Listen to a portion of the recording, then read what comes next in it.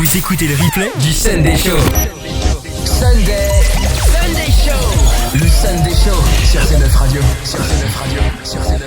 En direct, comme chaque dimanche soir, le Sunday Show avec une équipe de choc. Même si ce soir, pour l'instant, elle n'est pas encore arrivée. Notre petite pêche Melba, la petite Vinka n'est pas encore là malheureusement, mais elle va pas tarder à arriver, pas de souci.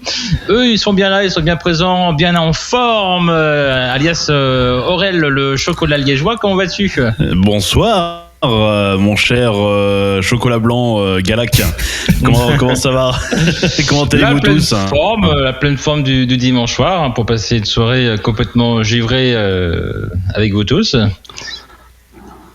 Et il est également là, toujours en pleine forme. Oui. C'est Pascal, alias l'Esquimau. L'Esquimau, d'accord. Alors on va faire comme ça. Bah oui, bonsoir à tous. J'espère que vous êtes tous bien en ce dimanche. Voilà. Et il y a Petit Xanax qui nous dit déjà bonsoir, moi je préfère les McFlurry. D'accord. On peut appeler Petit Xanax McFlurry d'un caramel s'il le souhaite. Tout à fait. Bonsoir à tous ceux qui nous rejoignent sur les différentes plateformes. Où peut-on nous recevoir ce soir, mon cher Pascal ? Alors une petite nouveauté, on est sur YouTube maintenant ce soir parce qu'on a décidé d'étendre nos horizons. Donc on est sur Twitch, YouTube Live, Facebook, C9 Radio bien entendu, toujours évidemment en direct. Et si vous les écoutez en différé, on est sur votre podcast. Tout à fait, voilà. Eh bien, c'est plutôt cool tout ça. Ce soir au programme, toujours eh bien de l'actu, des petits jeux, le gadget de cette semaine, de ce soir, qui nous sera présenté par notre cher chocolat liégeois. Hein, est-ce que tu l'as testé un peu avant l'émission quand même ? Pas du tout. Je voulais absolument faire le test en live, rien que pour vous ce soir. Donc la boîte elle est juste à côté de moi et on va le déballer en direct. On va faire un unboxing en direct et on va pouvoir tester tout ça. D'accord, super. On se posera du coup ce soir également les fameuses questions vraies ou faux. On se posera des petites questions pourquoi, pour être un peu plus intelligent. Sunday Show. Le Sunday Show sur C9 Radio. Alors, chaque semaine, on débriefe l'actualité ou du moins les faits qu'on considère être les plus givrés. Et ce soir, le premier fait qui a été très surprenant, et effectivement, on l'a vu un peu partout sur les réseaux sociaux, c'est un petit chat qui a été sauvé d'une chute de plusieurs mètres de haut dans un stade aux États-Unis. Oui, en effet, c'était une scène qui se passe à Miami en Floride. Donc c'était dans le Hard Rock Stadium et donc c'était un match de football américain. Et donc si vous n'avez pas vu les images, c'est un chat qui est en train justement de se raccrocher d'un étage à l'autre. Donc vous savez les stades, il y a plusieurs étapes. Et donc le chat essaie de se raccrocher, il va tomber, mais heureusement il y a des supporters dans le bas qui arrivent à le sauver en bas avec un espèce de drapeau. Un drapeau étendu et le chat tombe dans le drapeau et survit. Donc tu vois bien qu'il va bien. Ils prennent le chat en mode le roi lion. Il survit. et voilà. Donc c'est marrant. Et bien entendu tous les fans sont en train d'applaudir, sont en train de. Le chat ne doit pas comprendre que tout le monde lui applaudit, ce qui est un truc énorme. Mais ce chat est vivant maintenant grâce à l'aide de fans. Ah, c'est une belle histoire. Franchement, c'est beau. Ouais. Et du coup, tu avais tout le public en train de faire qui était effrayé pour le pauvre petit chat qui effectivement était suspendu avec juste une patte comme ça, avec un bout de câble, je crois, si je dis pas de. Je ne sais pas, bêtises. Mais après, est-ce que le chat, même sans le drapeau, aurait survécu ? Parce que vous connaissez la réputation des chats, on ne sait pas. Mais qui retombent sur leurs pattes. Ouais. Après, ça dépend de la hauteur peut-être aussi. Je ne sais pas. Si vous savez à quelle hauteur peut sauter un chat, écrivez-le nous. Ouais. Alors un chat en réalité peut vraiment résister à 2 étages, il n'y a pas trop de problème pour eux. Mais à partir en gros vraiment du 3e étage, ça commence à poser des problèmes. Alors une personne gagne au loto en jouant les dates de naissance de sa famille. Et oui, c'est dans le Morbihan. Donc elle empoche 1,5 million d'euros. Donc c'est pas mal. Et en jouant seulement les dates de naissance de sa famille. C'est tout. Donc j'aimerais bien que ça marche comme ça, mais c'était une joueuse régulière. Donc qui avait validé dans un bar PMU cette grille de loto. Et donc, elle a remporté 1,5 million d'euros juste en jouant ses numéros. Donc, c'est assez impressionnant, hein, mais à voir si cette stratégie marche avec toutes les familles. Donc, je ne sais pas si Stéphane, tu as essayé un jour. Non, au pire, je vais mon chiffre fétiche et un autre chiffre dans le genre, mais des dates de naissance, non. Bah, écoute, dans ce cas-là, on va faire ça. Je vais essayer de jouer au loto. Vos dates de naissance, vos numéros, tous, Stéphane, Aurel, Vinka, qu'on y revienne, parce que oui, il y a des problèmes techniques de partout, mais on est toujours ici ensemble, et on va essayer de jouer à ce loto, et je vais essayer de jouer ces grilles et voir si on gagne quelque chose. Si on gagne, je vous partage tous, je suis gentil. On les partage 95%, 1%, 1%. Pourquoi pas. Bien, vous qui nous regardez, notamment Petit Xanax, dites-nous si vous jouez au loto et si vous faites toujours les mêmes chiffres ou si vous laissez le hasard remplir la grille. Donc, n'hésitez pas à nous dire. Sunday Show. Le Sunday Show sur Twitch. Elle est enfin arrivé, c'est Vinka et il est enfin de retour, c'est Aurel, toujours le Sunday Show et on enchaîne cette actualité cette rubrique plutôt de l'actualité givrée où là on apprend que Disney ouvre un hôtel dans un vaisseau Star Wars pour $1000 la nuit. Oui, en effet, si vous avez un peu d'argent qui en trop, je sais pas, vous pouvez me les donner ou vous pouvez aller plutôt dans un hôtel à Disney. Donc c'est en Floride, donc c'est dans le grand parc Disney World et donc c'est un hôtel Galactic Star Cruiser. Donc vous êtes en gros dans un vaisseau de Star Wars. Donc ça va ouvrir en 2022 et vous allez vivre une expérience Star Wars hors du commun pour la modique somme donc de 1000 € la nuit. Donc c'est un peu cher et oui, par personne et par nuit. Ah oui, et attendez, encore pire, par exemple, vous voulez donc la chambre Marvel pour... La chambre Marvel, elle n'est même pas décorée. C'est juste une chambre avec Star Wars dedans. Avec un tableau de Star Wars. Ouais, et puis là, j'ai même des tarifs qui vont jusqu'à 1112 € juste pour du Marvel. Donc, un vaisseau spatial, finalement, ça ne m'étonne pas trop quand on voit le prix des hôtels de Disney en réalité. Parce que moi, c'est décoré style... là, l'hôtel Marvel, c'est juste une chambre avec des décors un peu améliorés. Mais peut-être que les hôteliers t'accueillent avec des sabres laser, etc. Ou peut-être là, les gosses, ils arrivent, t'as des espèces d'effets spéciaux, et puis les gosses, ils se retrouvent scotchés contre le mur. Ça, c'est des choses qui pourraient être marrantes à faire, pour le coup. Moi, ce que j'aurais bien aimé, ce serait un hôtel Tour de la Terreur. Il faut savoir. C'est particulier, ouais. Et tu tombes, mais tu fais rien. Mais il faut savoir qu'aux États-Unis, ça n'existe plus maintenant. Donc il n'y a plus la Tour de la Terreur. Ça a été remplacé. Donc, ça n'existe plus. Hein. Non, parce que maintenant il faut savoir qu'aux États-Unis, il y a une partie donc l'équivalent. Si vous savez, en France, vous avez la partie studio. Ouais. En Californie, c'est pareil, il y a une partie studio, mais ils ont reconverti l'espace entier en espace Marvel. Ah bah. Et donc, c'est ce qu'ils sont en train de faire en France aussi en ce moment. Ils sont en plein de travaux actuellement et tout l'espace Hollywood, enfin studio de Disney va devenir avec la majorité Marvel pour le coup. Ouais. Faudrait demander à Audrey qui est une spécialiste de Disney pour le coup, mais. Tout à fait. Oui, et donc c'est pour ça que la Tour de la Terreur aux États-Unis, c'est en fait les gardiens de la galaxie. Donc c'est un thème totalement différent. Donc la tour est toujours là. C'est juste qu'ils ont changé le thème, ils ont changé l'attraction, mais c'est ce qu'ils ont voulu faire. D'accord. Et c'est une question de droit aussi, parce qu'il fallait qu'ils payent une redevance pour The Twilight Zone, un truc dans le genre, et comme Gardiens de la Galaxie c'est une marque à eux, du coup ils ont plus besoin de verser cette redevance sur le droit. Ah, c'est plus simple, c'est une petite économie. Donc faisons une petite pause et on se retrouve juste après pour la prochaine rubrique. Qu'en penses-tu, Stéphane? Exactement, dans un instant, qu'est-ce qu'on va faire dans un instant? Je ne sais plus. On va parler d'actualités, si elles sont vraies ou si elles sont fausses. Sunday Show. Le Sunday Show sur Twitch. On va jouer ensemble au vrai ou faux. On va vous dire des actus. Il faudra deviner si elles sont vraies ou si elles sont fausses. Yes. Et la première, vous allez aimer ou pas. Est-ce que parmi vous, il y a quelqu'un qui est arachnophobe? Non. Non, moi ça va. Moi, je suis l'experte. Je sauve tous les gens autour de moi des araignées. Alors moi Les je, sont très grandes. moi je les sauve pas, mais je n'ai pas peur. Mais je les tue moi. Je suis J'ai désolé. déjà fait l'amour avec Spider-Man pour ma part. Ça alors, tu me donnes mon téléphone. Alors, donc, première actu. Une automobiliste provoque un accident à cause d'une araignée. Est-ce vrai ou est-ce faux? Ah, je dirais vrai, moi. Il y a des personnes qui sont tellement flippées que ouais, ça m'étonnerait pas. Ah, moi aussi, parce que quand il y a des oiseaux, des fois, je suis pas tranquille. T'as des oiseaux.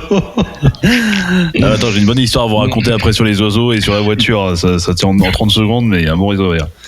Eh bien, Attends, je pense que le pire qui pourrait arriver à Vinkas, c'est si elle roule un jour sur une autoroute et qu'il y a un pigeon qui a un peu trop picolé la veille, qu'il rentre en plein dans le pare-brise. Alors je pense que Vinkas, lui, elle a fait un accident. Hein.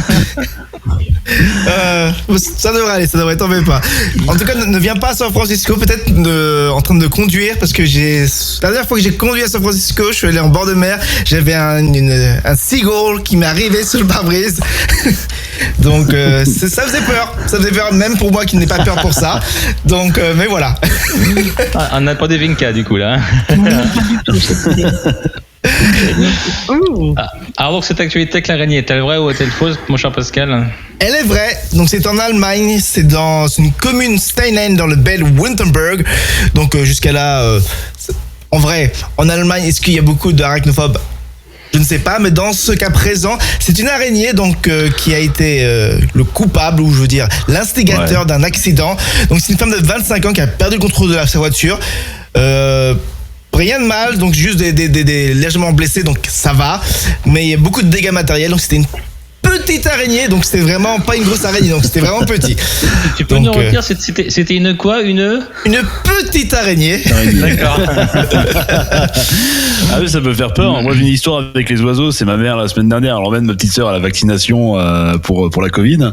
Et donc, elle attend en voiture. Elle se dit, bon, ça fait 20 minutes, 30 minutes, 40 minutes. Elle demande, donc au bon moment, elle ouvre sa fenêtre. Elle demande à un monsieur, oui, j'ai ma fille, elle est toujours à l'intérieur. Est-ce que tout va bien? Je voudrais juste savoir. Bah, attendez, je vais aller voir. Ma mère, donc, elle attend. Et là, le mec arrive. Et là, il y a un pigeon qui chie entièrement, mais en plein, donc sur l'ouverture de la vitre de la voiture. Ma mère s'est fait exploser de fientes de pigeons. Il y en avait partout dans la caisse. Elle a mis 3 heures pour la laver. Ma sœur avait fait un malaise au centre de vaccination de la Covid. Elle devait la chercher. Elle était pleine de flandes de pigeons. Enfin bref, une journée d'horreur pour le coup. Sympa comme histoire. Ouais, On m'a remis un prix, j'étais pleine de caca de pigeons. J'avais 15 ans, j'avais gagné un concours à la con dans 93 et j'avais remis un prix, il y avait mon frère, il y avait ma mère, on avait emmené tout le monde en voiture, tout le monde était très fier de moi, en plus j'avais, surtout mon frère était persuadé que je gagnerais un ordinateur portable, donc on était tous à fond pour gagner ce prix, je me suis assise sur un caca de pigeon. Donc sur ma pour aller caca d'oiseau. Et en plus, au lieu de gagner un ordinateur, comme c'était les 60 ans d'Auschwitz, j'ai gagné un voyage en camp de concentration. Mon frère a hurlé. Ah oui, merde. La pauvre. Mais le cul plein de pigeons. C'est d'où ta phobie des oiseaux maintenant ou pas du tout? Hein? Non, c'est compliqué. Ma phobie des oiseaux, il y a trop de trucs. D'accord. Alors Stéphane, quelle est la prochaine actualité? L'actu suivante, c'est une fois de plus l'agence SpaceX qui a envoyé dans l'espace lors de sa dernière mission un enfant de 12 ans. Est-ce que c'est vrai ou est-ce que c'est faux? Ça c'est faux. Je crois qu'ils étaient que 3, et c'était 3 et il n'y avait que des adultes. Et selon toi, c'est faux aussi. C'est faux? Ouais, c'est faux aussi, ouais. Peut-être que j'ai regardé ce midi pour être sûr. Donc, oui, c'est faux. Heureusement, pas encore. Mais Vink a raison. Ils ont fait récemment une mission spatiale à envoyer, je pense, 4 spationautes qui n'ont pas été préparés. Donc c'était des personnes vraiment lambda. Ils ont mis dans l'espace pendant 3 jours et c'est pas des gens préparés. Donc c'était dans le but justement de tester, voir comment le corps humain réagit pour des personnes qui sont pas préparées comme les spationautes qui vont à des stages pendant 6 mois, qui font des centrifuges non-stop. Ouais. Et donc qui sont en vie, tout va bien, ils sont revenus sur la Terre, mais pas d'enfants de 12 ans encore pour le moment. D'accord. Peut-être bientôt. Ce matin, j'ai donc écouté ce midi un truc là-dessus. Et ce qui est dingue, c'est qu'ils sont partis que 3 jours, mais ils ont quand même grandi de quelques centimètres. Et ça, je trouve ça dingue. Je savais que les spationautes, ils grandissaient. Oui. Mais pendant 3 jours. Ouais, ça peut être intéressant pour mon pénis, tout ça. Ils n'ont pas précisé d'où ils ont grandi. Moi, j'en suis sûr que Pascal, il serait prêt à mettre son fils là-dedans à 12 ans dans la mission spatiale. Allez, vas-y, mon fils, vas-y, c'est une expérience hors du commun, vas-y. Et seulement il aimait l'espace. Mais ouais, franchement, l'espace, c'est un truc favori un sujet favori. Ouais, top. Alors Stéphane, la prochaine actualité. Alors, prochaine actualité, il achète une guitare Gibson et découvre un diamant d'une valeur de $500,000 caché dans une cavité. Est-ce vrai ou faux? Pourquoi pas? On cache toujours des diamants partout, dans des endroits improbables. $500,000, tu as dit? Tout à fait. C'est un très beau diamant. C'est bon. Ouais, mais ça pourrait être le cas pour le coup, ouais. Moi, je dirais plutôt vrai aussi. C'est en même temps un énorme diamant. Ouais, mais dans une fente d'une guitare, ça passe, hein. Mais le son est dégueulasse. Je vais vous montrer. Donc, parce que va vous montrer sa chante, enfin sa guitare, je veux dire. Alors, Donc c'est vrai, puisqu'il y a des détails Alors, techniques. c'est faux. Désolé. Ah, dommage. Par contre, pour l'histoire, donc je vais vous montrer. Donc ça, c'est une guitare. Et donc les guitares Gibson ont l'avantage d'avoir une grosse. Donc quand on dévisse ça, il y a la place pour mettre plein de choses dedans en fait. En gros.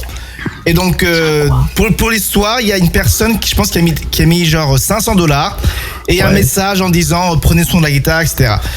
Donc on ne sait jamais, peut-être vous qui avez une guitare, vous ouvrez le tournevis derrière et peut-être qu'il y a quelque chose de caché dedans. Donc, D'accord. c'est bien, On sait jamais. Et ça, c'est une guitare Gibson pour Oui. que tu nous montres. Oui. D'accord. Je Très- connais rien. Très belle guitare, pour le coup. Je sais que mes frangins aimeraient bien te la piquer. Et voici qui clôture du coup cette chronique de vrai ou de faux. Sunday Show. Le Sunday Show. En ce beau dimanche soir, heure de Sunday Show, dimanche soir ou pas forcément, parce que si on écoute le podcast, on peut être n'importe quel jour finalement, et c'est ça qui est beau, n'est-ce pas Vinka? Mais oui, c'est vrai que c'est rigolo les podcasts et c'est vrai qu'on peut imaginer des gens qui en pleine semaine ont envie d'écouter nous en train de faire les oeuvres le dimanche soir. Tout à fait. Alors, c'est la partie de l'émission où Pascal se transforme en Jamie. Ah. Est-ce qu'on n'appellerait pas cette séquence plutôt c'est pas Pascal, enfin pour faire une petite référence à C'est pas sorcier, ou c'est Pascal sorcier, jeu de mots. Tout à fait. On fera produire un jingle du c'est pas Pascal. On chauffe Pascal. Parce que moi aussi, je chauffe Pascal. Non, mais oui, il faut que j'ai un camion maintenant. Ça va Grave. Oh, il manque un petit camion. Un prends un décor. de glacier, ouais, c'est ça. Ah bah écoute, je te prends au défi. La semaine prochaine, je vais prendre mon écran vert, je le mets derrière et je le mets en sorte que je suis dans un camion de glace. Des malades. Alors, le premier pourquoi de ce soir, qui va concerner tous ceux qui aiment bien porter des jeans. Et je sais que les gens sont très nombreux à porter des jeans. Alors, pourquoi les jeans ont-ils une petite pochette? Une pochette. La petite poche, mais la petite poche ridicule là pour le coup. Hein. C'est ça. Donc vous avez une grande poche et dans la grande poche, il y a une petite poche. Moi, je sais que je mettais toujours ma pièce de caddie dedans ou une pièce d'€1 généralement dedans pour dire bah tiens si jamais j'en ai besoin. Mais je suis pas sûr que ça serve à ça. Non. Je sais pas pourquoi j'associe ça aux hippos. Je sais pas si c'est moi, mon père, ou si c'est la vérité. Dans la tête, c'est pour mettre les hippos. Je suis quand même étonné qu'Aurel y mette une pièce dans cette poche-là plutôt qu'une capote. Moi, ça rentre pas dans Je suis en couple aujourd'hui. Ouais non ça rentre pas là. Une toute petite, tu risques d'avoir des problèmes. mais- Après le jean, ça existe depuis longtemps le jean. Enfin, c'est pour ça. Levi-Strauss.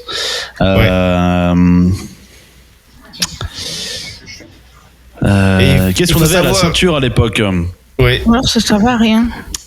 Qu'est-ce qu'on avait à la... Si, ça servait à quelque chose, mais il faut réfléchir à qu'est-ce qu'on avait à la ceinture avant. Alors, on va pas faire Western Tournevis. Cowboy avec rien. Un tournevis pour les ouvriers. Non, ouais.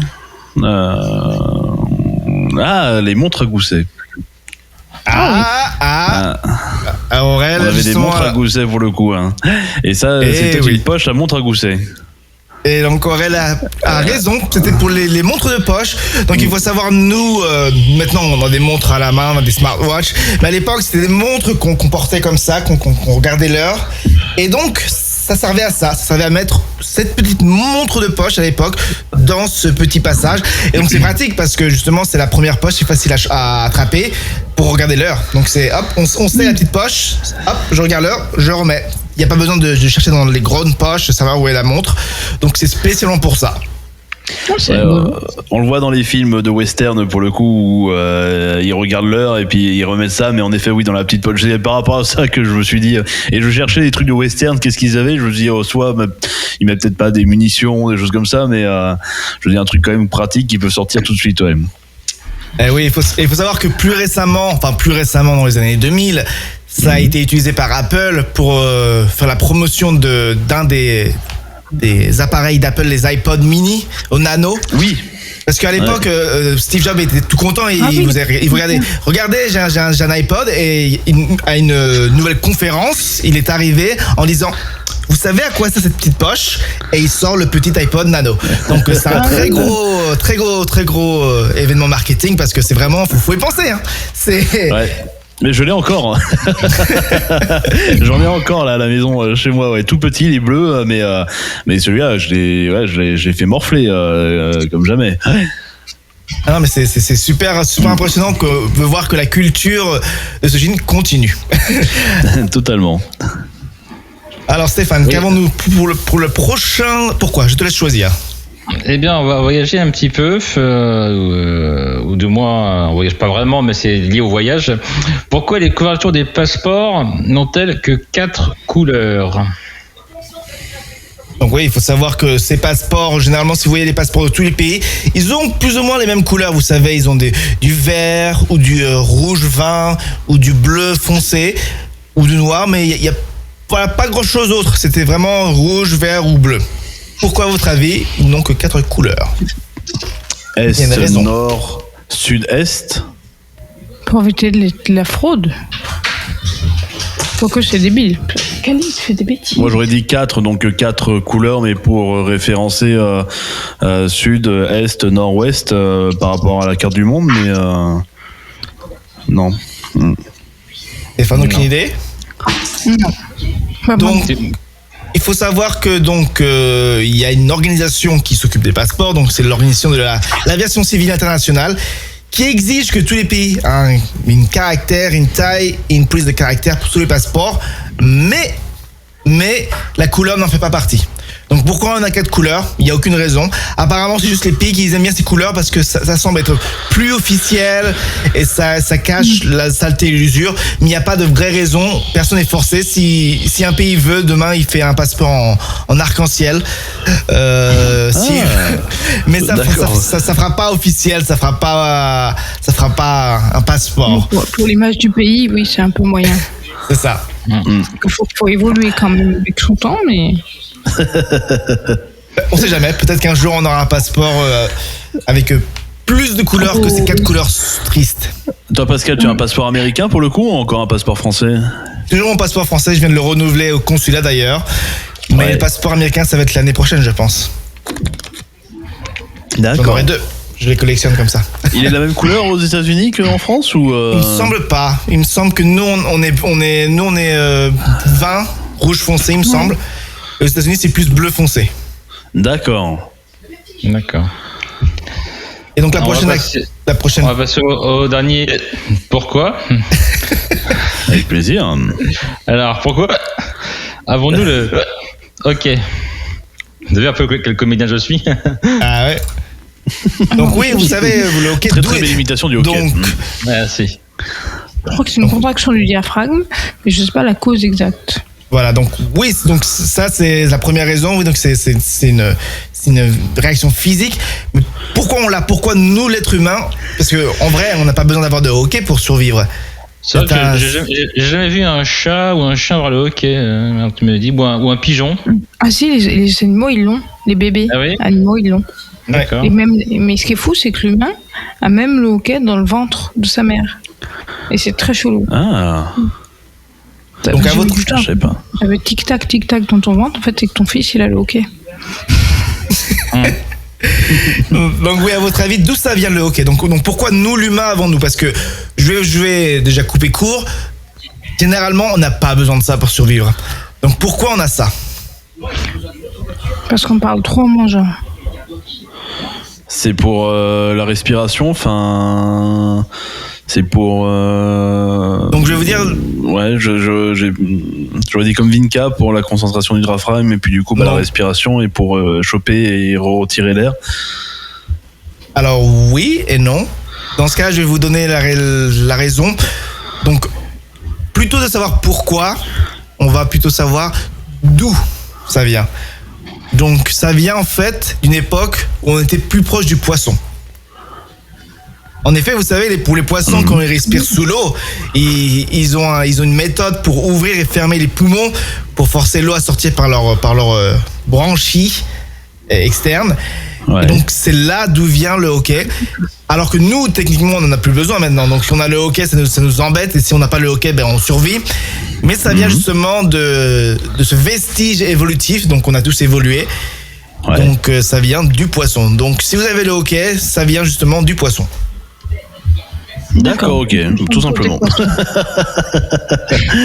Et bah parfait. Et est-ce que c'est peut-être utile à ceux qui font genre de la natation ou pas? Peut-être, je ne sais pas. À voir. Ah, bonne question, tiens, il faudrait regarder.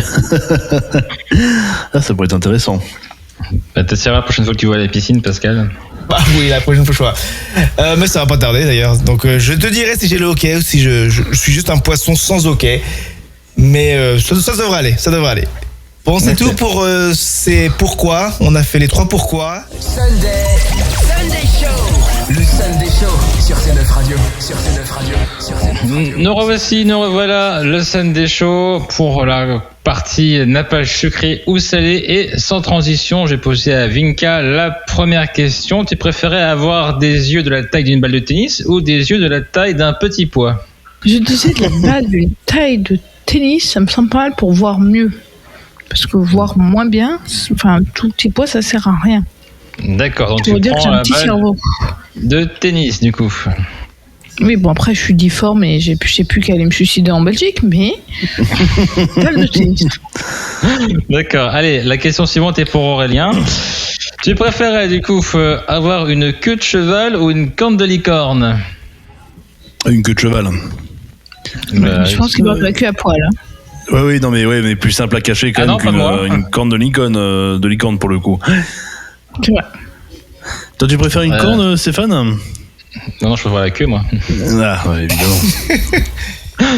En même temps, ça fait un peu de sens de pourquoi prendre une queue de cheval, parce que c'est plus discret. Tu vas dehors dans la rue, t'as pas un gros truc qui te sort de la tête. Donc Oui, tu peux la tu cacher. t'appelles Bojack Horseman, tu vois, puis ça passe quoi. Voilà, c'est ça.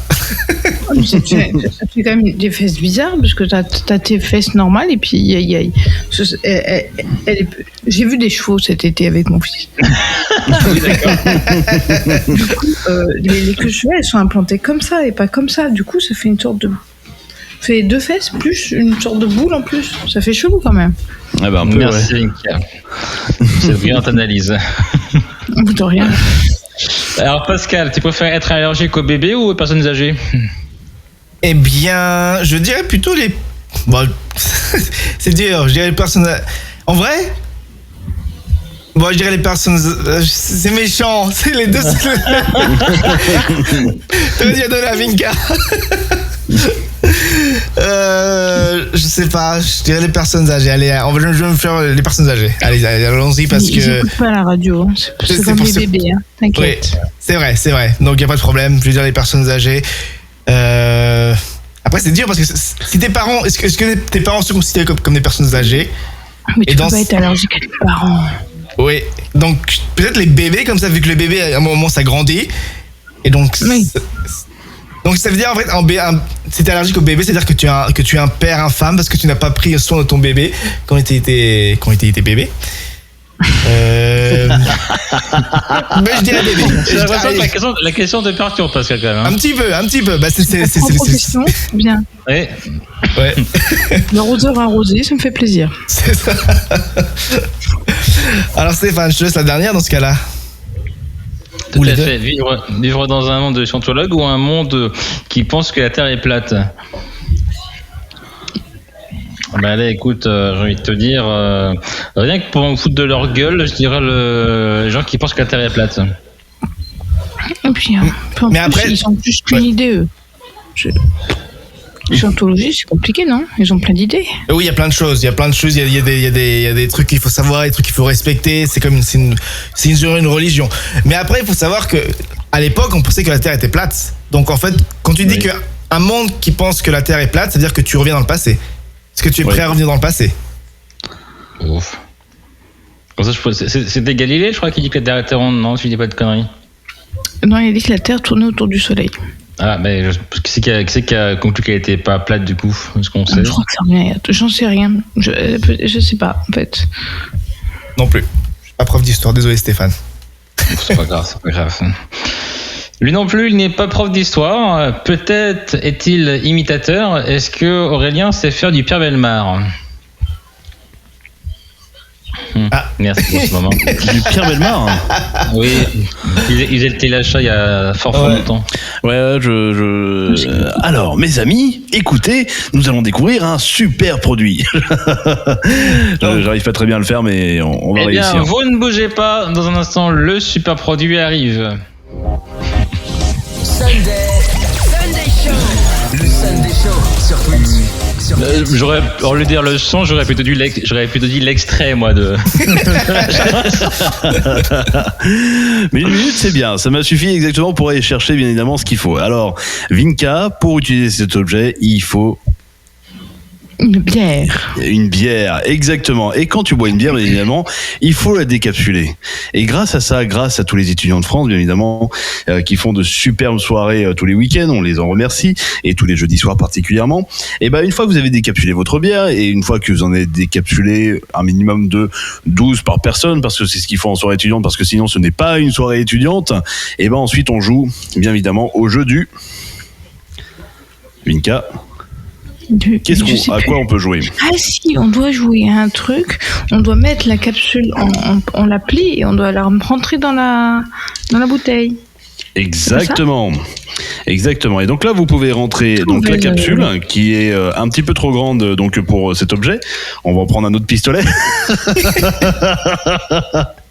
C'est magnifique ce jeu. Alors, le pistolet ne fait pas des capsuleurs? Non, le pistolet ne fait pas des capsuleurs. C'est pour éviter bien évidemment d'abîmer donc ce magnifique objet qui est absolument magnifique. Et donc là, hop, j'ai remis un petit peu la capsule. Je suis la seule à pas savoir ce que c'est. Donc j'ai hâte. Et donc là, du coup, vous la remettez en place. Et elle vient de sauter. Le produit. Il me semble qu'elle décapsule. Après, je sais pas comment exactement, mais il me semble qu'il peut décapsuler. Une partie pour ça. On est obligé de manger la capsule de bière. Non, c'est juste pour en mettre bien à l'endroit cette capsule qui ne veut pas rentrer dans le. Ah, et là maintenant, qui veut rentrer, mais qui ne veut pas absolument pas s'enfoncer, c'est génial. C'est un bon produit. Je vous assure, donc là, normalement, vous... Mais je me demande s'il fallait pas décapsuler avec, en fait, pour que ça rentre bien dedans, non ? Ah, c'est bon, j'ai trouvé... Mais sauf que la capsule ne veut pas se rentrer dedans. Alors, attendez. Parce qu'elle est un peu pliée. Parce que je vais pas en prendre une autre, du coup. La capsule bière. Je viens de coincer une capsule dans ce pistolet, c'est génial. Alors attendez, donc je vais essayer ça de faire mieux. Ah voilà, j'ai réussi enfin. Donc là, hop, je prends la capsule. Ah voilà, et je la charge directement. Voilà, j'ai chargé mon pistolet à capsule. Et là, vous pouvez le voir, vous avez juste à tirer. Et c'est pas parti.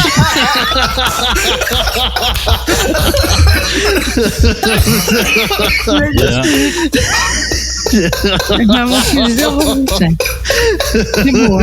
Je pensais faire le meilleur test du monde. Je pensais le tester un peu plus en avance ce week-end et je me dis je vais attendre de jouer avec ça avec Stéphane. Alors, on va refaire un test. Attention.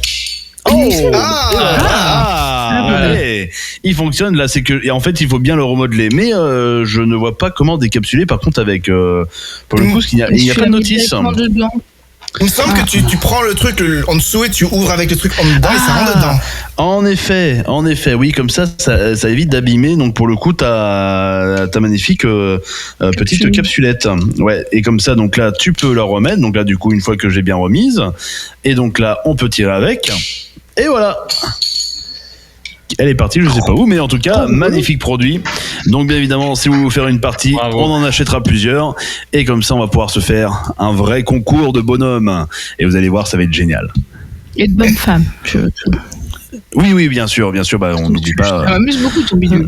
Oui, c'est absolument génial. Hop. Ah, ça vous a plu ? Oui, très très bien. Alors, c'était pas collaboratif. Alors, en plus de ça, c'est que vendredi soir, donc on va faire même un test en grandeur réelle, puisque je vais aller rejoindre mon cher Stéphane à l'autre bout de la France, soit à plus d'1h30 de route comme d'habitude, pour donc pouvoir le tester. On va essayer de vous faire une vidéo en direct et qu'on essaiera du coup de vous diffuser en live sur C9 et sur le Twitch de C9 et sur le YouTube Live, et vous pourrez nous donner plus d'appréciation face à ce magnifique produit. En attendant, messieurs dames, ce produit il est magnifique, il est fait pour tous les étudiants et j'attends votre note. Alors, on va faire un tour de table. Si vous êtes pour ou contre, donc contre, vous ne donnez pas le point, pour, vous donnez le point. Donc, on va commencer avec... On est contre l'objet ou contre l'objet ? Donc, ça peut être c'est l'objet, la présentation. Donc, vous pouvez donner le point ou ne pas donner le point. Donc Vinka décide de donner le point. Et Stéphane, que fais-tu ? Moi, j'aime la jouer un peu... J'aime la jouer en mode Eurovision. Eh bien, nous donnons un point. Ouais. Non, alors ouais. 2 points et moi je donne le point. Je donne le point. Donc ça fait 3 points pour Aurel. Il faut savoir que les autres semaines, donc je vous le dis, vous n'êtes pas obligé d'être gentil. Vous pouvez être méchant si vous pensez qu'il n'est pas bien. Mais j'ai remarqué qu'il y avait beaucoup d'efforts dans la présentation de cet objet qui mérite le point. You talk to me. Moi j'ai mis le point parce que ça m'a fait rire que ça bloque. Oui, c'était... Allez, j'étais mort. Voilà. En tout cas, cet objet sera ramené la semaine prochaine à Bretigny pour le tester en direct avec Stéphane. Bien, parfait. Et j'ai hâte de voir la semaine prochaine le gadget de Vinka. Ah bah oui. Vous allez savoir très vite la semaine prochaine, dimanche prochain, pour le prochain gadget givré ou peut-être une autre rubrique. On va voir ce que c'est. Sunday Show. Le Sunday Show sur C9 Radio. Et à présent, voici l'instant Vinka avec mon cher Aurélien. Quel est le sujet du soir ?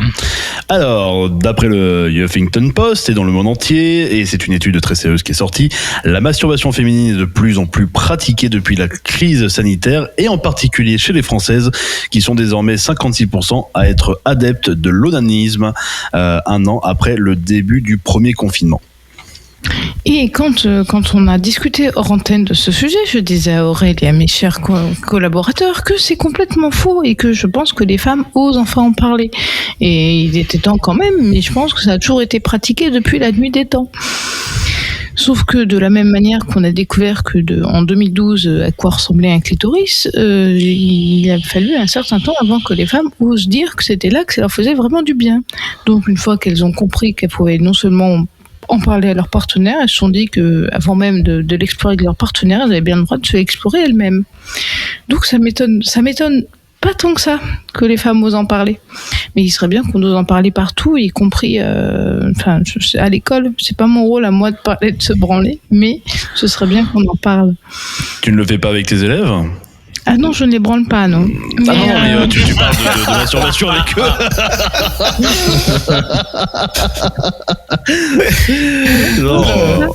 Je peux pas, par contre, mais quand je parle de cul, ils me regardent comme si j'étais un monstre.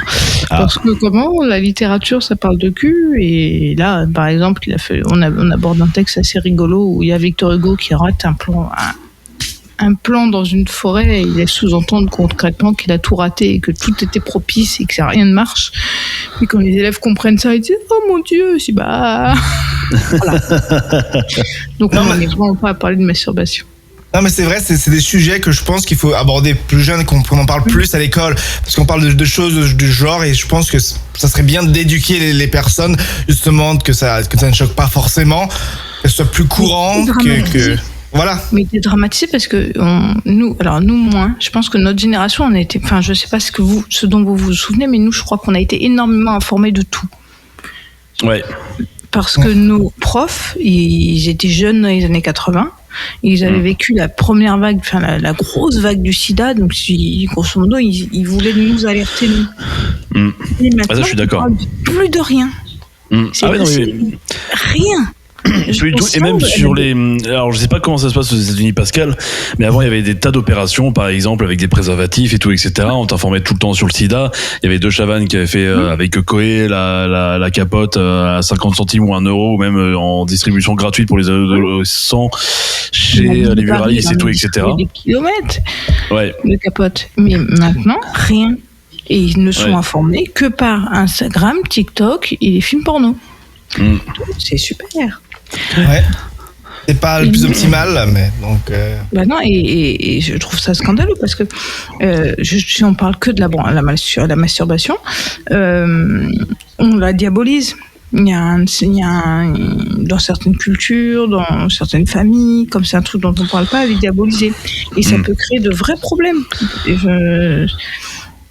C'est anecdotique, mais je pense que ça existe encore, la culpabilité sur la branlette, puisque c'est très anecdotique, et je dis que je parlais pas de livres tout le temps, mais en fait, je peux parler de livres, parce qu'il y a un écrivain, André Gide, qui a été traumatisé, parce qu'il a découvert qu'il pouvait se branler à l'âge de 8 ans, qui est pas exceptionnel, et quand il a découvert, sa mère lui a dit c'est scandaleux, et très peu de temps après, son père est mort. Donc il a associé la branlette à la mort de son père, et personne a dissocié le truc, parce qu'on n'en parlait pas, et je trouve ça hyper grave. Et ce thème-là, en l'occurrence, j'en ai cette année-là, quand j'étais obligée d'étudier André Gide avec les élèves, j'en ai parlé à ma classe. Mais ils étaient sexistes, tu vois. Non, mais il faut savoir. Vas-y, Aurel. Non, j'allais faire une blague, t'en as touché que 6, mais c'est pas grave. Je suis désolé, Aurel, d'avoir coupé ta blague. Mais ouais, donc je disais, oui, c'est ici aux États-Unis, donc on a des cours du genre qui expliquent. Mais le problème, c'est que vu que ces cours ont été faits par certains partis politiques, donc il y a des partis pris, et donc c'est pas forcément expliqué de la meilleure façon. On a ce genre de cours, oui, qui sont plus ou moins à l'éducation sexuelle, mais je ne suis pas sûr qu'en fonction du gouvernement ou du corps éducatif qu'il fait, soit vraiment éducatif actuellement. Oui, parce que chez vous, en plus, ça dépend de l'État, et pour peu que ce soit contre l'IVG ou je ne sais quelle connerie, on dit n'importe quoi aux enfants. Et vous avez encore vous avez énormément de croyances en plus aux États-Unis pour le coup, si je me trompe pas. Hein, mais c'est ça. Donc le rapport à l'Église avec la sexualité est toujours encore assez tabou, même si ça évolue aujourd'hui. Mais je sais pas si d'ailleurs vous avez vu un prêtre qui s'appelle le Père Mathieu. C'est un mec qui fait des vidéos sur TikTok, etc., qui est génial pour le coup. Et en fait, il a fait polémique. Là, ça fait 3 semaines que la polémique elle est en train d'enfler. Parce parce que donc du coup quelqu'un lui pose une question sur TikTok en disant et l'Église est-elle vraiment en gros contre l'homosexualité? Et donc il reprend toute la Bible entièrement et il dit il n'y a aucune phrase en réalité dans la Bible qui est contre l'homosexualité. Il y a seulement 3 versets qui sont un petit peu tendancieux sur donc l'amour du même genre, mais en réalité ça a en fait des milliers de sens et en même temps qu'un sens. Donc il n'y a pas de phrase en gros à partir du moment où Dieu vous aime tous et Dieu aime tout le monde et vous pouvez aimer tout le monde. Et en réalité c'est quelque chose de vrai, parce qu'il reprend la Bible entièrement et il fait une énorme polémique depuis 3 semaines. Le petit Père Mathieu, il est génial. Allez suivre sur TikTok. Je sais pas si ça a été repris dans les vidéos, parce que j'ai pas suivi cette polémique. Mais si on retombe, et là on peut retomber sur nos pattes, parce que ce qui est explicitement par contre condamné dans la Bible, c'est l'onanisme et c'est la perte de la semence. Et c'est en ces termes-là qu'on a condamné l'homosexualité masculine, puisque l'homme, en faisant l'amour avec un homme, perdait sa semence reproductive. Bah, si le mec l'avale, c'est bon, il a pas perdu la semence. Non, j'ai déjà fait plusieurs fois des choses coquines avec Stéphane. Je peux vous dire que on pourrait largement faire manger quasiment un continent avec juste ce qu'il lâche en engrais. Hein. Moi, c'est ce que je vous dis. Hein. N'importe quoi. Aïe aïe. Eh ben, ça clôture l'instant Vinca pour cette semaine. La semaine prochaine, il va y avoir double Vinca avec le gadget. Oui, vas-y. Si je peux conclure là-dessus, l'instant Vinca, finalement, on s'en branle. C'est pas gentil. Merci. Allez, sur C9 Radio et sur Twitch, YouTube et également Facebook. On va continuer l'émission dans quelques instants avec la carte blanche d'Aurel. Sunday Show. Le Sunday Show sur C9 Radio. Le Sunday Show sur C9 Radio. N'oubliez pas, vous pouvez participer au duel. Comment ça se passe? Vous participez à notre émission pour potentiellement remporter un prix si vous gagnez le duel contre un de nos animateurs. Donc ça peut être un quiz ou autre chose. Vous pouvez gagner un bon d'achat Amazon ou encore une tablette Fire. Pour ça, vous allez sur le www.sunday.show et vous vous inscrivez. Et si vous êtes sélectionné, vous venez dans l'émission participer avec nous. Pour l'heure, on est parti avec la carte blanche d'Aurel. Et avec grand plaisir. Est-ce que vous êtes tous chauds, Pascal, Stéphane et Vinca? On vient d'un instant de parler de la masturbation avec Vinca pour le coup. Et j'ai envie de parler avec vous donc du Kama Sutra qu'on va appeler le Kama Sunday Quiz, histoire de faire un petit rapport avec l'émission. Et on va voir si vous avez quand même une petite culture X. Pour le coup, il y a des questions avec 3 réponses. Une seule réponse est la bonne. À vous de me dire si vous êtes calé ou pas. Est-ce que vous êtes chaud? Et ouais, on est chaud. Oui, et bah top. J'ai envie de te dire, on voit la sauce. Eh bah écoutez, avec grand plaisir. Avant toute chose, question numéro 1. Qu'est-ce que le Kama Sutra? A. Un ouvrage écrit par PMK dans lequel il raconte ses incroyables acrobaties avec diverses femmes avant de connaître l'amour de sa vie. B. Un livre illustré expliquant diverses positions sexuelles. Ou C. Un recueil indien donnant des conseils sur la façon de mener sa vie privée. D'après vous? Moi, je sais. Un livre indien. Livre indien pour Pascal. Indien. Et ben en effet, c'est bien un livre indien. Le Kama Sutra n'est pas un simple manuel de position sexuelle. En réalité, ces fameuses positions ne constituent qu'un chapitre de cet ouvrage, à l'origine destiné aux aristocrates indiens et aux courtisanes. Il prodigue des conseils sur la façon de bien conduire sa vie, et notamment sa vie de couple. Vinca, tu voulais dire quelque chose? Que là, ce que tu viens de dire, c'est que le Kama Sutra tel qu'on l'entend aujourd'hui, les positions en question, c'est qu'une infime partie de l'ouvrage en lui-même. C'est exactement. Le Kama Sutra, tout ce que ça contient. Il y a de quoi faire. Et d'ailleurs, selon vous, question numéro 2, à quelle époque a été écrit cet ouvrage? A. Entre le 6e et le 7e siècle. B. Entre le 9e et le 10e siècle. Ou C. Entre le 19e et 20e siècle. Je dirais 9-10 au hasard. 9-10 au hasard, donc réponse B. 9-10 Pascal. au hasard. Au hasard, que l'histoire et moi, je suis Vinca. Stéphane, passionné de l'art et de la culture, qu'est-ce que tu nous dirais? Je dirais comme Vinca, même si ça me paraît être quand même un peu beaucoup vieux tout ça. Non, c'est même avant, mais j'hésite avec avant. Et c'est avant, c'est entre le 6e et le 7e siècle par l'auteur indien. Me demandez pas comment il s'appelle, mais il s'appelle Vatsyayana. Il est arrivé en Occident qu'en 1876. Il a été traduit en anglais par Richard Francis Burton, un érudit britannique qui fut notamment explorateur, diplomate, linguiste et écrivain. Petite anecdote, il n'est devenu légal qu'au Royaume-Uni à partir de 1963. Donc en réalité, c'est un ouvrage qui a des siècles et des siècles, qui est vraiment très vieux, mais où en gros la publication a été légale. Donc il n'y a pas si longtemps que ça pour le coup. J'ai l'impression que Vinka va nous ramener un bouquin là. Qu'elle est partie sûrement chercher donc dans sa chambre. Non, pour le coup.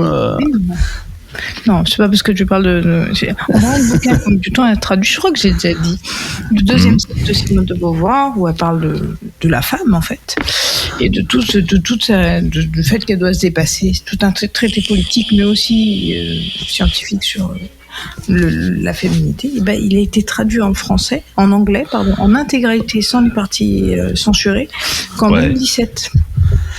Ah oui, d'accord, donc c'est un traité fondamental dans l'histoire du féminisme. Là, c'était tout. D'accord, ok. Ouais, non, mais ça laisse imaginer quand même à quel point on se décoince tard, en réalité. Selon vous, combien de positions compte le Kama Sutra? A, 42, B, 64 ou C, 71? Selon vous, quelle est la bonne réponse?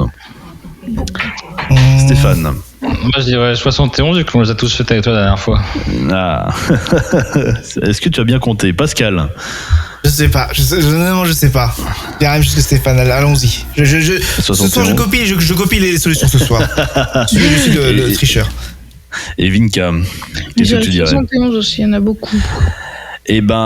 C'est connu pour les 64 positions sexuelles, le Kama Sutra, et non 71. Il n'y en a réellement que 64 dedans. Selon vous, question numéro 4, quelle est la position préférée des Français? Réponse A, l'andromaque, orgasme assuré. B, la position de la vinca polonaise, une position qui consiste à une branlette espagnole où le défi est de toucher le clitoris de sa partenaire avec le doigt de pied gauche. Ou C, la levrette? La levrette, je pense. La levrette, en effet, d'après un sondage réalisé très récemment, la levrette ferait la joie de 34% des Français, qui arrivent en seconde position avec le missionnaire, et l'andromaque qui arrive juste après, qui est la troisième position. En petit complément de réponse, aux USA et au Brésil, et puis également dans les pays asiatiques, c'est pas la levrette. Pascal peut-être nous en dire plus au niveau de la position sexuelle préférée des Américaines, mais... je n'ai pas d'idée, désolé. Est-ce que vous avez une idée, Vinka et Stéphane? Les Américains? Mais les missionnaires? Non, ce n'est pas le missionnaire chez eux. Non, c'est l'Amazone. C'est la position où la fille chevauche la personne, chevauche le gars, et que ce soit dans les deux sens, pour le coup, que ce soit dans le sens homosexuel, que ce soit dans le sens bi, que ce soit dans le sens hétéro, etc. C'est la position préférée des Américains, des Brésiliens et des Asiatiques. En Italie, c'est l'andromaque. Au Portugal, ce sont les jambes en l'air. Aux Pays-Bas, c'est le missionnaire, et en Pologne, c'est la position de la cuillère qui arrive en première position. Et parmi toutes les réponses que je vous ai données, c'est valable également pour les homosexuels. Apparemment, pour les gays, c'est donc la position de la levrette qui est préférée en France. Je ne le savais pas, mais c'était intéressant du coup de le savoir. Pourtant, j'en ai déjà parlé plusieurs fois dans le Marais. Question numéro 5. Des paresseux, quoi. Les hommes sont des paresseux. Oui, c'est ça. J'ai pensé aux États-Unis, c'est les Amazones parce qu'on se fait niquer par Jeff Bezos et Amazon ici, tu vois. Quitte à le faire au travail, ça se passe aussi au lit. Très bien, toi, je savais pas. Question numéro 5, qui est à l'origine du nom du missionnaire? A, les gladiateurs romains dans la Grèce antique. B, les autochtones d'Afrique noire du temps des colonies. Ou C, les esclaves égyptiens sous le règne de Cléopâtre? Je sais pas. Les Romains, je dirais, moi. Cléopâtre. Stéphane, les Romains. Cléopâtre. Cléopâtre. Mais non, plutôt les colons, le missionnaire. Donc toi, tu dirais les autochtones? Ah oui. Non, mais donc Vinka, les autochtones. Stéphane, ce sont les Romains, et donc pour Pascal, les Égyptiens. Et la bonne réponse, c'est pour Vinca, les autochtones d'Afrique noire du temps des colonies, qui adoraient se moquer des colons qui faisaient toujours l'amour de la même façon. Et voilà. Qu'est-ce qui est l'union... Ouais, malheureusement. Qu'est-ce qui est l'union de la grenouille? A. L'homme est allongé sur le dos, droit comme un I. La femme est allongée sur lui, les pieds entrelacés avec les siens et bien serrés, de façon à garder les jambes tendues durant l'amour. Réponse B. Une position où l'homme s'accroupit tel un chat qui s'étire et qui aboie comme un chien, qui demande à aller se promener pour prendre son dû, qui ne peut être réalisé que par Stéphane de C9 Radio. Ou réponse C. La femme est allongée et l'entoure de ses jambes la taille de l'homme qui est au-dessus d'elle. À votre avis, qu'est-ce que c'est? Réponse C. La dernière, ouais. La dernière pour vous, c'est la réponse A. Pour la position de la grenouille. De quels accessoires a-t-on besoin pour faire l'amour dans la position du coloc? A. Un godemichet et une ceinture. B. Un ou plusieurs oreillers. Ou C. 2 fauteuils. Je sais pas. Les oreillers. Alors, il peut avoir un petit indice dans la position du coloc. Il y a un fauteuil, mais qu'est-ce qu'on fait avec un fauteuil? Un gomme-miché, puisqu'on a invité quelqu'un? Alors, la réponse, je vais vous la donner tout de suite, c'est 2 fauteuils. Cette position, je vous rassure, elle n'est pas si compliquée que ça. Chacun s'assoit sur un fauteuil face à face. L'homme a les pieds au sol. La femme pose les siens sur le fauteuil de son partenaire. Son corps est légèrement plus incliné vers l'arrière, puis elle vient s'empaler sur le sexe de l'homme. Et elle peut s'aider en posant ses mains sur son siège derrière elle. Parfait pour casser la routine. D'accord. Quelle est la position idéale pour un homme qui a un petit pénis? A. La levrette. B. Le missionnaire. Ou C. La brouette. Je dirais la brouette. Le missionnaire. La brouette pour Pascal. Vinca. Le missionnaire. Stéphane, tu vas avoir du mal à répondre à la question parce qu'on sait que tu as des attributs plus que géants, on va dire. Hein. Si Hulk pouvait te copier, il l'aurait fait. Qu'est-ce que tu dirais, Stéphane? La brouette. Donc la brouette, en réalité c'est la levrette. La femme ou l'homme se place à 4 pattes, croupe offerte à son partenaire ou à sa partenaire qui vient la pénétrer par derrière, et cette position a l'avantage de permettre une pénétration la plus profonde qui soit, avec un angle idéal pour les hommes détenteurs d'un sexe modeste. Position primitive par excellence, elle symbolise toute l'animalité de l'acte. Question numéro 9. Parmi les positions suivantes, laquelle est particulièrement recommandée pendant la grossesse? A. La courtisane. B. La cuillère. C. La déesse Fanou, qui consiste à se faire prendre par derrière pendant que vous regardez les Télétubbies. Moi je suis là, c'est du coup. Moi, je dirais la B, même si la C a B. Ouais, et c'est bien la B, c'est la position de la cuillère, bien qu'on aurait aimé que ce soit la déesse Fanou, mais elle peut se pratiquer même à un stade avancé de la grossesse, lorsqu'on se sent lourde, que notre gros bidon nous gêne. Rien de tel que de s'installer sur le côté, jambes repliées, le dos contre le buste de son partenaire. Celui-ci peut alors nous enlacer durant la pénétration, qui se fait tout en douceur. Merci, femme actuelle. Question numéro 10. Ça peut servir aussi aux hommes qui ont bu trop de bière. Ah, allongé, c'est-à-dire que ça permet de rentrer plus facilement? Exactement, oui. Ah, d'accord, ok, c'est à prendre en compte. Question numéro 11. Laquelle de ces positions se pratique debout? A. Le paradis de PMK. B. L'union suspendue. Ou C. La toupie. L'union suspendue, je crois. L'union suspendue pour Vinca. Stéphane. Moi, je répondrais de l'Union soviétique. On va donc compter la B. Et pour Pascal? Moi, j'aurais dit la première, j'ai mis la première, mais on va dire la toupie. Allons-y. Et c'est l'union suspendue. Et messieurs, dames, qui n'a jamais rêvé de se faire prendre sauvagement contre un mur? Pour cette position, la femme ou l'homme est plaqué contre un mur. Il ou elle enroule ses bras autour du cou de son ou sa partenaire et l'enlace d'une jambe. L'homme la soulève et elle serre les cuisses autour de ses hanches, un brin acrobatique. Attention néanmoins aux courbatures. Question numéro 11, et ce sera la dernière. Qu'est-ce que le queening. C'est une pratique qui revient en force dernièrement dans l'intégralité des pays du monde entier. A. C'est une position où la femme chevauche son partenaire en étant assise sur son visage. Réponse B. Une position qui permet aux femmes de gifler leur partenaire avec leur sein. Ou réponse C. Une position où Vinka vous attache et où elle devient la reine du jeu. Mais je connais pas, moi. Moi, je dirais le visage, le premier. Le premier pour Pascal. Stéphane. Bah, je répondrai sans hésitation. La réponse, c'est Vinka qui est dominatrice et Donc la réponse C pour Stéphane. Et pour Vinka. Tu dis queening comme ça s'écrit?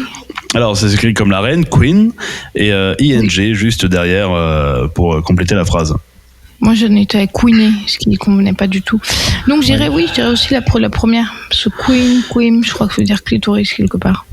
Et bah, c'est bien la position du queening ou face-sitting qui était d'abord utilisée dans l'univers du sadomasochiste et les relations de domination, de soumission. Et aujourd'hui, c'est donc une pratique qui est de plus en plus répandue parce que, comme tu l'as dit tout à l'heure, Vinka, la masturbation aujourd'hui n'est plus un fait. C'est quelque chose où la parole est libérée et les femmes qui ont besoin de domination et surtout d'avoir des orgasmes d'abord avant que la personne se termine. C'est valable également pour les hommes. Et ben il y a de plus en plus de personnes qui pratiquent le queening pour pimenter le sexe oral. Il est utilisé donc aujourd'hui par les couples comme une position supplémentaire pour les contacts bucco-génitaux et le sexe oral. Et pour certains, elle peut créer ce qui semble être un changement dans la dynamique du pouvoir, explique Kate Moll, psychologue et thérapeute des relations sexuelles. Elle ajoute également que pour la plupart des femmes et des hommes, la stimulation donc du clitoris, de l'anus ou bien évidemment des coucouilles procure la forme de plaisir la plus intense et la probabilité d'orgasme la plus élevée. Et c'est une position qui offre une stimulation directe. Messieurs, dames, ce quiz est terminé. Et si vous voulez tester cette position, écoutez, faites-vous plaisir. L'émission termine dans 20 minutes. ou plutôt que ça, parce qu'on est très pressé de faire ces choses. Merci Aurel pour ce Kamasuku Sunday. Kama Sunday, exactement. Le Kama Sunday, voilà. Merci bien. Et on retrouve ta carte blanche tous les dimanches aux mêmes horaires. Exactement. Et j'ai un jeu après vous faire. Vous allez voir. Là, par contre, c'est un jeu qui vous concerne. Là, il y a de quoi péter des câbles. Oui, je vais rappeler encore une fois, n'oubliez pas, vous pouvez participer au duel, donc le duel participer contre un de nos animateurs. Donc vous venez sur le www.sunday.show, il y a un petit formulaire, vous remplissez vos coordonnées et on vous contacte pour participer à l'émission, ou vous pouvez remporter un bon d'achat d'Amazon ou encore une tablette Fire. Sunday Show, le Sunday Show sur C9 Radio, sur C9 Radio, sur C9 Radio. Que vous nous écoutiez, regardiez en direct ou en podcast, on s'éclate et on passe ensemble un bon moment. Et pour la suite de ce bon moment, bah, c'est encore un petit tour du côté d'Aurel et de sa jolie baie vitrée sans rideau que j'aime beaucoup regarder. Exactement, oui, avec la vue derrière. Il faudrait que j'arrive à installer vers la vue sur la tour Eiffel, mais c'est pas simple pour le coup. Mais on va y arriver un jour. Il va me falloir un petit peu plus de matériel et tout, et on va réussir à faire tout ça. Est-ce que vous connaissez le jeu de la patate chaude ? Oui. Le jeu de la bombe aussi également. Est-ce que vous avez joué à Tic Tac Boom par exemple ? Oui. Et ben le principe il va être le même pour ce jeu où vous êtes actuellement en cercle sur Twitch, YouTube Live et tout, etc. Je vais vous poser des questions le plus rapidement possible et une fois que le chrono explose, donc il y a un chrono de 1 minute sur la personne qui est en train de se faire poser une question, ça sera terminé pour lui. Et en plus de ça, je rajoute une règle. C'est que si jamais vous savez que l'une des personnes se trompe sur une réponse ou ment parce qu'il n'a pas envie de dire la vérité, vous avez la possibilité de le dire et s'il s'avère que c'est la vérité, le jeu restera sur la personne en question et elle se fera poser plusieurs questions à la suite. Et le gagnant se verra offrir par mes soins un vélo de toute dernière catégorie. Et ouais, c'est ce que je vous offre cette semaine sur C9. Alors, avec ou sans selle du coup ? Avec une selle évidemment, vous allez voir un magnifique jeu. Est-ce que vous êtes prêts ? Allons-y. J'ai pas tout compris, mais on y va. Oui, Je vais vous poser des questions. À vous de répondre le plus honnêtement et le plus rapidement possible pour passer L'un ensuite. après Donc, voilà, l'un c'est des après questions l'autre. personnelles, c'est pas des questions de culture générale ou d'histoire. Il y a de tout. Il y a des questions à la fois de culture générale et il y a des questions en même temps personnelles. D'accord. Il y a des questions en même temps où il faut répondre absolument. Ça va commencer par Vinka, ensuite ce sera Stéphane, puis Pascal. Vinka, Stéphane, Pascal, etc., etc., etc. On est parti ? Allons-y. Allons-y. Et bah le chrono est déclenché. Vinka, parmi les 3 personnes présentes dans la conversation, avec lequel tu coucherais si c'était la fin du monde ? Bah, avec toi, mon chat. C'est gentil. Stéphane, quel est l'âge que tu avais quand tu as rencontré Pascal ? Rencontré physiquement ou sur Internet là Sur Internet. Je dirais 16 ans peut-être. D'accord. Pascal, en quelle année est né Steve Jobs ? Aucune idée, 1900. 55. Vous avez 55. Je sais pas, je suis pas un fanboy. 55, allez-y. Stéphane, t'as donné la réponse, donc Ouais. 55, 1955. Ok, Vinka, qui a écrit Les Fleurs du Mal ? Baudelaire. Stéphane, combien fait 5 x 9 moins 5 ? Je suis très mauvais en maths. 5 x 9. 60. Quelque chose, 70.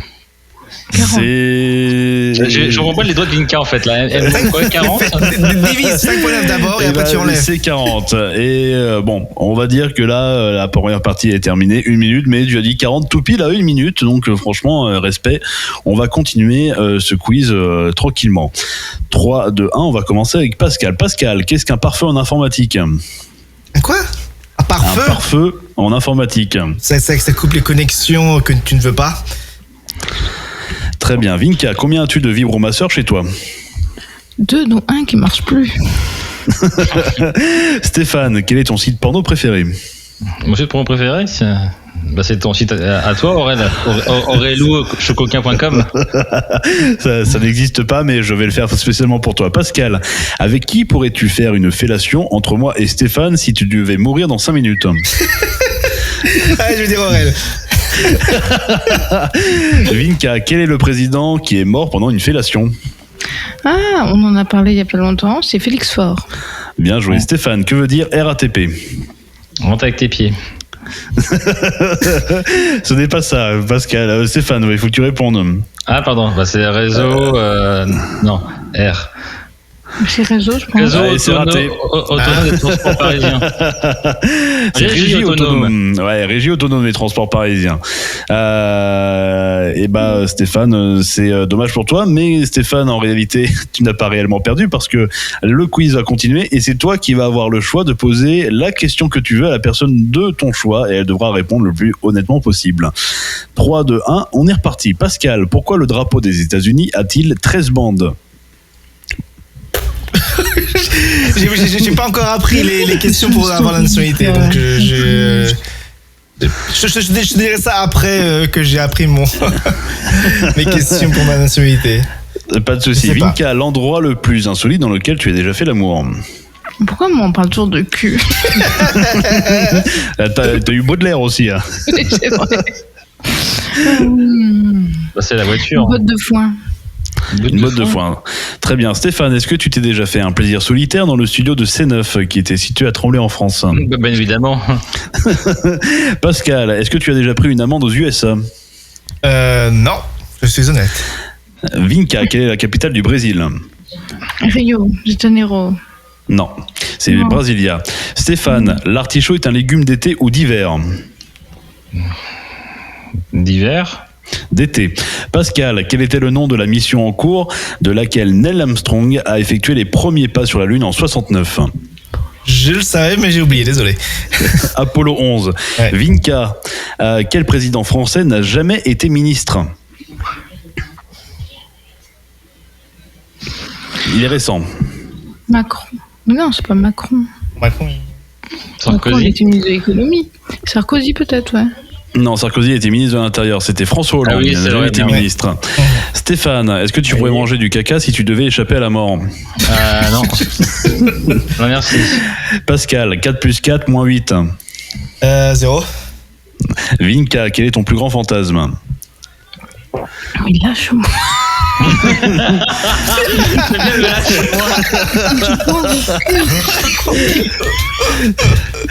Je sais pas. Maintenant, si avec une nana. Et Stéphane, est-ce qu'il y a des personnes de C9 qui ont déjà fait des choses pas très catholiques entre eux? Il y a prescription parce qu'il y a plus de 10 ans, donc oui, je peux répondre que oui. Très bien. Alors, Stéphane, c'est toi qui perds ce quiz, malheureusement, parce que c'est toi qui as eu le plus de mauvaises réponses. 3 mauvaises réponses pour le coup. Pascal, 2 mauvaises réponses pour le coup. Et Vinka est la grande gagnante de ce quiz. Bravo. Mais comme on l'a dit, bien évidemment, Stéphane va pouvoir poser la question qu'il veut de son choix à quelqu'un. Et c'est avec grand plaisir. Le temps que je suis en train donc de montrer le beau vélo qu'a gagné Vinka sur mon iPhone. Un vélo. D'accord. Un vélo. Et donc Stéphane, tu as une question? Quelle est ta question à nous poser? Quel est ton fantasme, Pascal?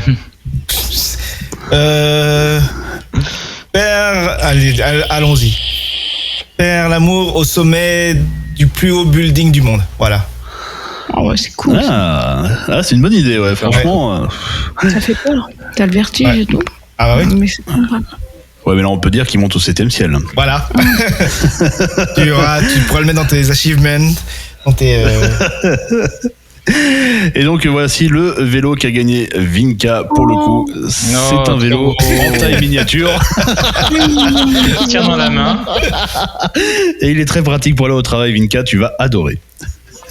Ah oui, ça va être pratique. Il faut pédaler beaucoup, mais... Tu peux l'attacher à tes clés en mode porte-clés, je pense. Exactement. Tu sais que les clés de mon travail, je suis obligée de les attacher à mon cou tellement je les ai perdues. Ah, tu sais qu'aujourd'hui il existe le truc qui s'appelle AirTag. Tu peux les mettre à tes clés, tu peux les retrouver avec ton téléphone, c'est génial. Tu sais que mon chéri, quand ça s'est inventé, il m'a posé naïvement la question, il m'a dit est-ce que tu perds beaucoup de trucs? Et du coup, j'ai commencé à lui faire la liste. Alors, du coup, il a acheté un kit de 100 AirTag. Il m'a dit mais arrête, ça coûte beaucoup trop cher. Qu'est-ce que t'as déjà perdu? Le truc qui t'a foutu le plus les boules que t'as perdu pour le coup. Qu'est-ce que j'ai perdu? Par exemple, j'ai perdu c'est con, mais cette montre, avant, on avait une autre et c'était mon chéri qui me l'avait offerte. Et j'étais très très triste parce que je l'avais perdue. J'étais vraiment très très triste. Mais sinon, qu'est-ce que j'ai perdu? J'ai jamais vraiment perdu définitivement des trucs parce qu'à chaque fois, je les ai retrouvés. Mais je perds quotidiennement mes clés, je perds quotidiennement mon téléphone, je perds quotidiennement mes tes AirPods. Ouais. J'ai jamais un seul briquet sur moi alors que j'en mets un le matin. Et vous avez déjà perdu des trucs, Pascal et Stéphane? La virginité, oui. Personnellement, non. J'ai perdu le sac de ma femme. Non, pas moi, je sais pas moi. C'est ma femme qui l'a pas perdu. Elle a oublié son sac à main avec donc tout. Donc c'était horrible à récupérer sur le quai du train. Parce que je rentrais dans j'étais avec mon gosse, donc je rentrais dans le train avec mon gosse, on marchait. Et elle vient avec nous. Après je dis, il est où ton sac? Et on voit le sac partir sur le train. Et tu vois le train part. Et tu vois le sac partir. On dit bye bye. Mais heureusement, le sac a été pris et a été rendu au centre de transport. Et donc, ils nous ont rappelé et on a réussi à récupérer tout. Et il n'y a pas eu un arrêt du trafic et tout, etc. du coup ou... Bah si, après moi, donc je suis arrêté l'arrêt après et donc j'ai couru pour le récupérer. Donc c'est pour ça que c'est un peu lié à moi parce que c'était moi qui devais courir. Donc je suis allé jusqu'au bout et il était déjà parti. Donc je pense que c'est un conducteur de la voie d'en face qui l'a pris, qui l'a ramené au centre. Donc, Ah ouais, que alors nous là, à Paris, alors c'est de pire en pire, mais alors, là surtout je trouve depuis la rentrée, mais il y a un moindre sac ou un moindre truc, alors les mecs ils sont même plus chiés aujourd'hui, c'est qu'ils appellent tout de suite l'équipe cynophile du coup pour inspecter le sac et même si le sac était oublié dans le métro, mais c'est tout de suite, c'est direct et puis du coup il y a je sais pas combien d'interruptions de trafic depuis la rentrée, mais ça ça devient vraiment très gavant là pour le coup. Et c'est très chiant. Alors des fois on te laisse pas vraiment le temps, parce que moi il y a pas très longtemps je rentrais aussi de vacances et il y avait pas de place du coup pour les valises, donc du coup je les ai mis dans un autre wagon parce qu'il y avait plus une place, tout le monde rentrait avec 1400 valises, donc c'était juste impossible. Et donc le temps que tout le monde sorte du train pour que j'aille à l'autre wagon récupérer ma valise, putain le mec il est en train de prévenir l'équipe cynophile. Et je suis non mais je viens juste récupérer ma valise en fait, il y a tout le monde qui est sorti, ça faisait 5 minutes. Et non, le mec était déjà en train d'appeler l'équipe, en train de dire non, il y a 2 valises qui ont été oubliées, merci de venir tout de suite. Et en gros j'allais interrompre le trafic si j'arrivais 1 minute après quoi. Donc j'aurais foutu un beau bordel à Montparnasse. Si vous êtes en retard, c'est la faute d'Aurel. Grave. Tout à fait. Ah ouais, non, la honte, non, jamais. Il est temps de conclure l'émission. On va faire un coucou à Mickaël qui nous regarde actuellement sur Twitch. Mickaël. On vous donne rendez-vous à tous la semaine prochaine pour un prochain Sunday Show, le 3e dans la saison déjà. Voilà, donc dimanche soir, 21h. 23h, et si vous préférez l'écouter en différé, pas de souci, le podcast il sortira demain dans la journée, logiquement. Oui, tout à fait. Parce que Pascal ne dort pas pour sortir le podcast. Oui, bien entendu. Voilà, il est au taquet. Ça n'a rien à voir avec le décalage horaire, bien entendu. Tout à fait. Bien, et sur ce, le mot de la fin ce soir, je le donne à Vinka. Ah, mais le mot de la fin, que vous dire ce soir? Vous dire que je vous souhaite une bonne semaine à tout le monde et vous faire des gros bisous, et donc n'hésitez pas aussi si vous avez des idées ou des choses que vous avez à nous faire raconter, je sais pas si ça se dit tout à fait, à nous faire dire, n'hésitez pas à nous le dire sur le canal que vous préférez, parce que je me perds vite dans tous les canaux qu'on a. Et je vous fais des gros bisous tout le monde. Des bisous. Bisous tout le monde. Ciao. À la Bonne semaine soirée. prochaine. Bisous.